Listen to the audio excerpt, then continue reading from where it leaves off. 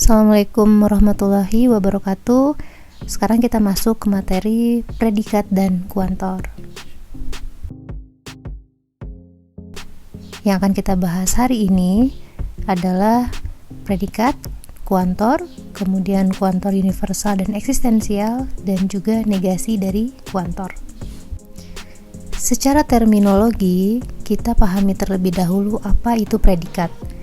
Predikat ini menunjukkan properti yang bisa dimiliki oleh suatu subjek, yang mana ini biasanya kita gunakan dengan lambang huruf besar. Misalnya seperti ini. Terdapat pernyataan X lebih besar dari 3. Dalam pernyataan matematika, kalimat ini memiliki dua bagian.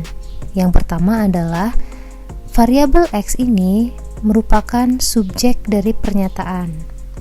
Adapun lebih besar dari 3, inilah yang disebut dengan predikat atau mengacu pada properti yang dimiliki oleh variabel X. Nah, untuk predikat ini kita boleh menyatakan X lebih besar dari 3 sebagai pemisalan PX, yang mana P di sini merupakan pemisalan untuk predikat P dan X ini untuk variabelnya. Nah, yang perlu diperhatikan adalah PX ini menunjukkan suatu fungsi proposisi. Nah, ketika X diketahui nilainya, maka proposisi ini dapat dicari nilai kebenarannya. Contohnya, misal kita punya suatu predikat PX yang menyatakan X lebih dari 3. Kemudian kita diminta untuk menentukan nilai kebenaran untuk P4 di mana X-nya itu adalah 4 dan P3 di mana X-nya adalah 3. Seperti yang saya sampaikan, suatu predikat itu merupakan fungsi proposisi. Artinya apabila variabelnya diketahui, maka dia akan menjadi suatu proposisi yang mana kita bisa cari tahu nilai kebenarannya. Nah, di sini X-nya sudah diketahui adalah 4 untuk contoh yang pertama, maka ketika kita substitusi nilai X ke dalam pernyataannya akan menjadi P4 sama dengan 4 lebih dari 3.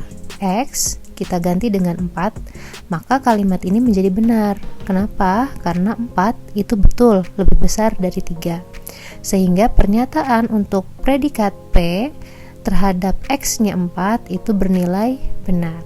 Nah, sekarang bagaimana dengan predikat P untuk X-nya 3?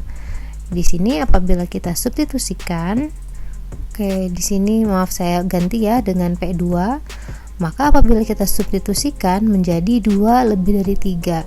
Nah, karena 2 itu tidak lebih dari 3, maka kalimat ini menjadi salah.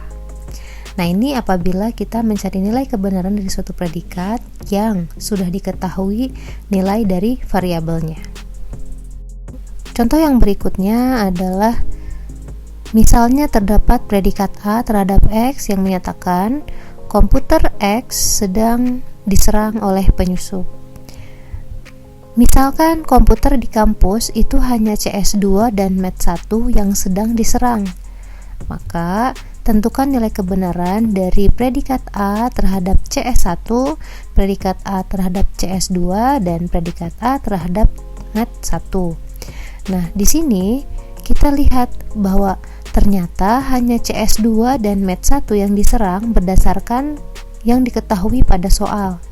Maka di sini kita bisa menemukan proposisi A CS2 yang mana A CS2 ini ternyata benar diserang dan A Mat1 itu juga benar diserang, sehingga untuk proposisi A CS2 dan A Mat1 itu bernilai benar.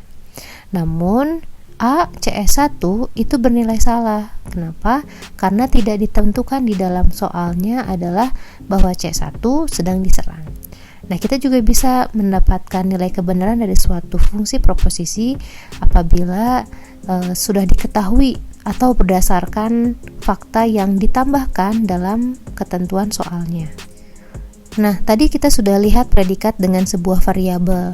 Predikat juga bisa diberikan pada lebih dari satu variabel, atau pada dalam hal ini adalah 2 variabel.